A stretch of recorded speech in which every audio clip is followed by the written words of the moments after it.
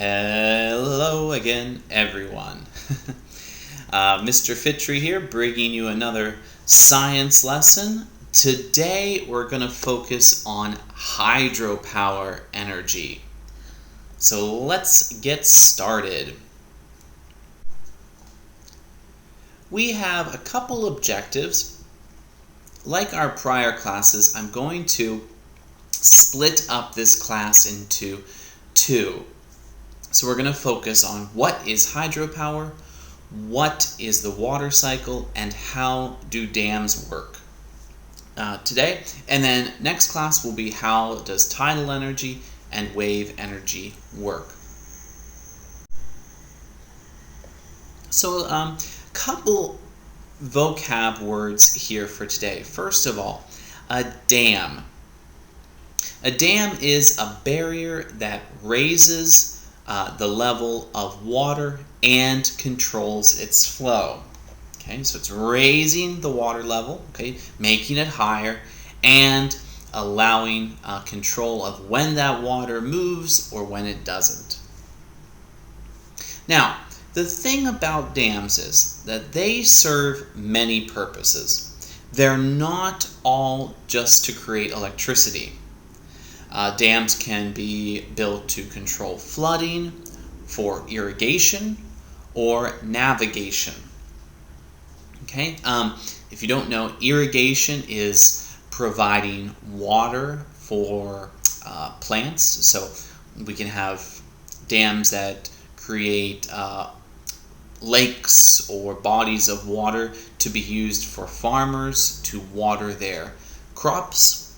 And navigation, again, these can be created for boats to move from one place to another. The second vocab word is reservoir. Reservoir. This is a body of water created after a dam is built. The reservoir is essentially the water behind the dam. Okay? So those are our two vocab words. Now let's look specifically at what hydropower is and how it's derived.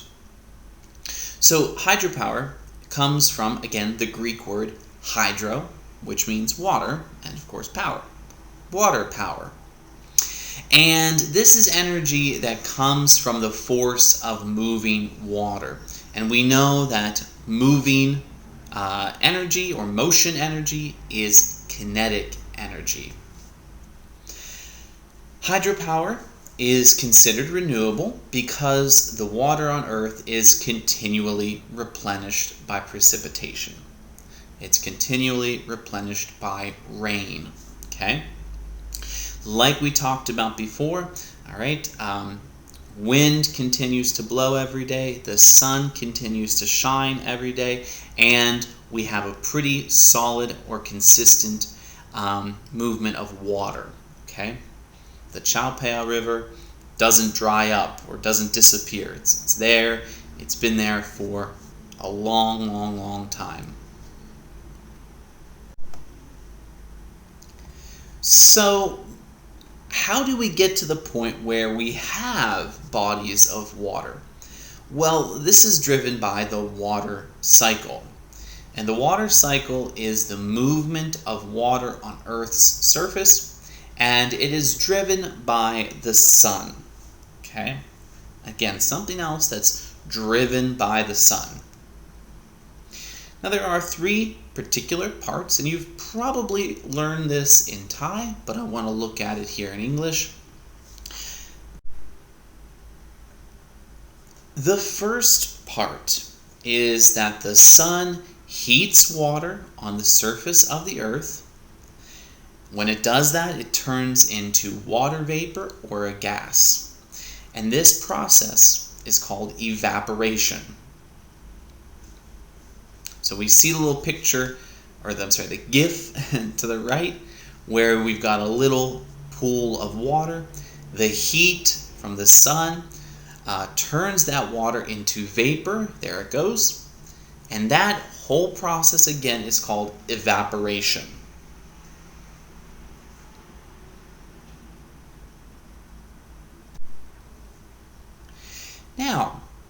got this water vapor, this gas, okay, that rises into the atmosphere, rises into the air.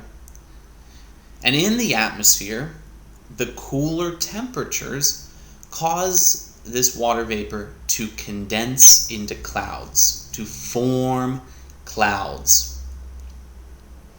And this process is called condensation, okay? Where, as you can probably tell there, the water vapor is condensing into clouds through a process called condensation. Okay? Condense, condensation.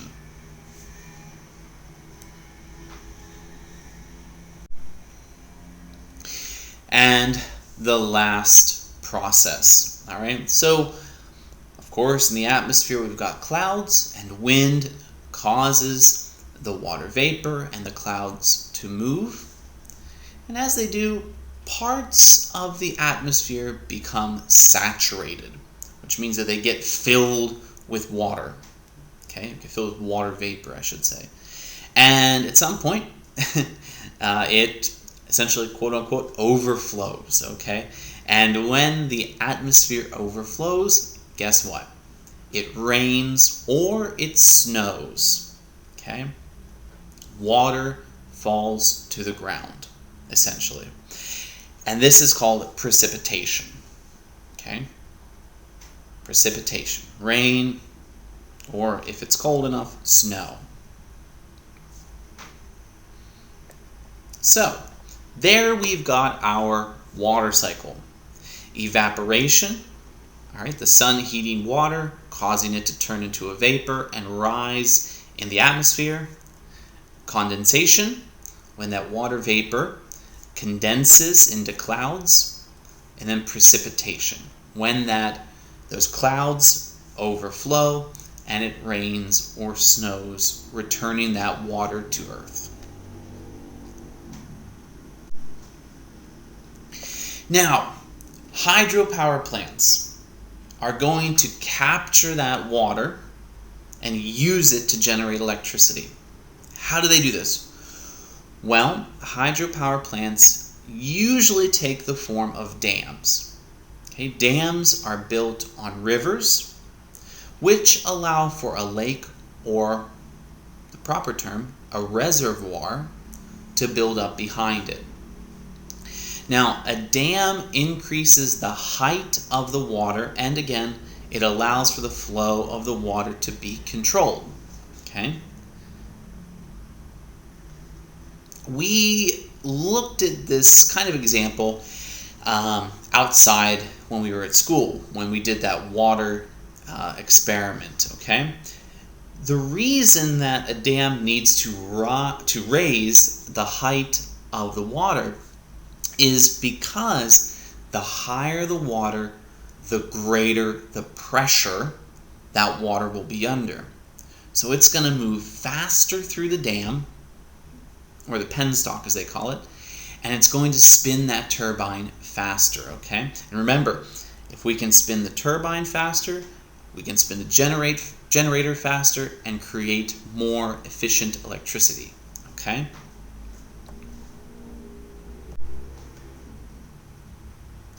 Now, I may be repeating myself a little bit here, but that water in the reservoir serves as a source of potential energy, okay? Remember when we put the water in the bucket at school as that experiment? That was potential energy. And until it moved down the pipe, it was potential energy, and then it became kinetic energy, motion energy. So why is this important?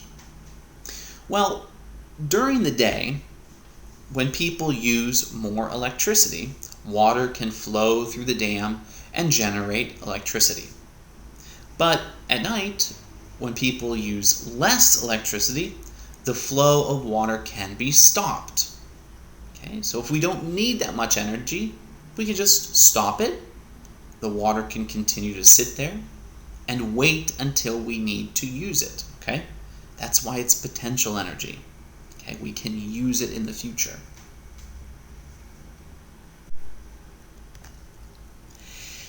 Hydropower plants convert about 90% of the kinetic energy of the moving water into electricity. And because they convert about 90%, that makes them very energy efficient. Okay, we're capturing almost all of that motion energy and converting it right into electricity, which is great. Okay, far higher than other renewable energy sources, and even more efficient than some non-renewable energy sources. Now, building a dam is a long process and it can be very expensive to build.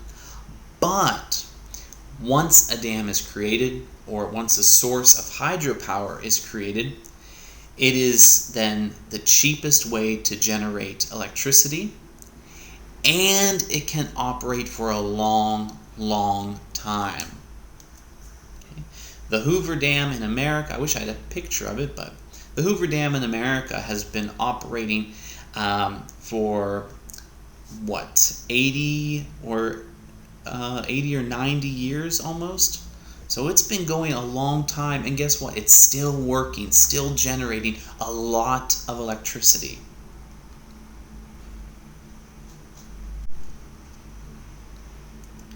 Today, hydropower is the biggest renewable energy source around the world. It represents 73% of all renewable energy sources, and it generates about 16% of the world's total energy. Okay? So 16% of all the energy in the world comes from hydropower, and 73% of all renewable energy comes from hydropower. Now, while hydropower is a clean, renewable source of energy, it does have environmental impacts. Dams can change the level and flow of the river, can change the temperature and oxygen levels of the water, and can change wildlife and fish habitats. Okay? In addition, when dams are built or being built, they can displace people who live in the area of the reservoir. Okay, so when we build a dam, that reservoir builds up. Anybody living in that flood area has to move. An example is in China, and the pictures here are of this dam. The Three Gorges Dam, which was built in China, caused the displacement of 1.2 million people. So 1.2 million people had to move because of the reservoir that built up behind the Three Gorges Dam.